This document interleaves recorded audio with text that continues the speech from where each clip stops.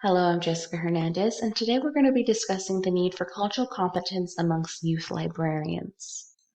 Today's presentation will analyze the discrepancy between demographics of youth librarians and the populations they serve, discuss theories addressing this discrepancy, and propose tangible solutions to solve this prevailing issue in children's library services. According to the American Library Association, a majority of youth librarians are middle-aged white English-speaking females. This is backed up by statistics that estimate that about 84.9% of all children's librarians are women, with their median age being around 48 years old.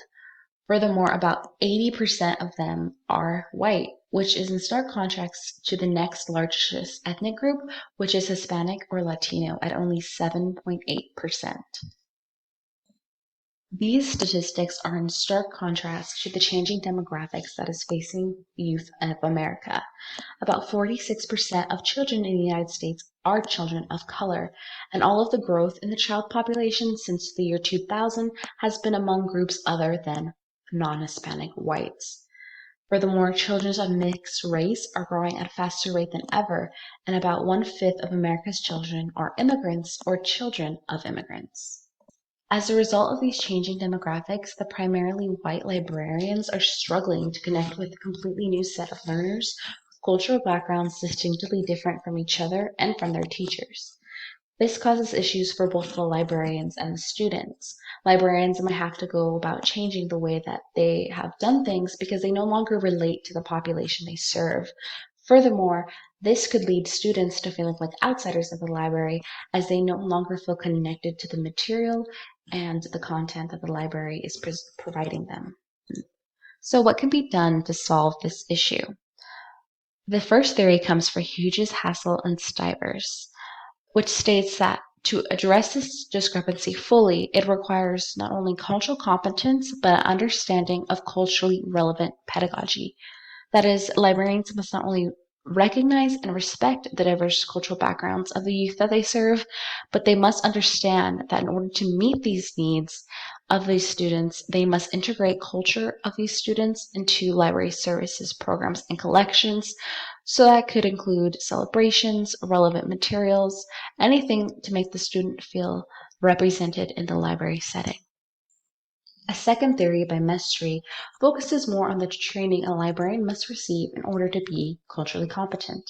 Mestre believes that successful training of cultural competency will allow the librarian to possess the capacity to value diversity, conduct self-assessments, manage the dynamic of difference, acquire and institutionalize cultural knowledge, and adapt to diversity and the cultural context of the community it serves.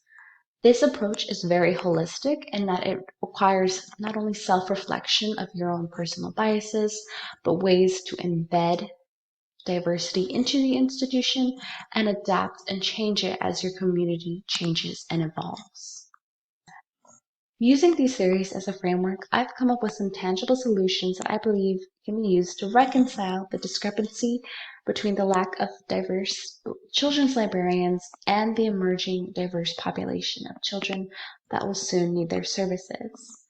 The first step, I believe, is to recognize the discrepancy and address shortcomings, both personal, by recognizing one's own biases and lack of knowledge of groups other than one's own, and institutional shortcomings by surveying the collection and seeing really who is left out of the materials and who is not represented.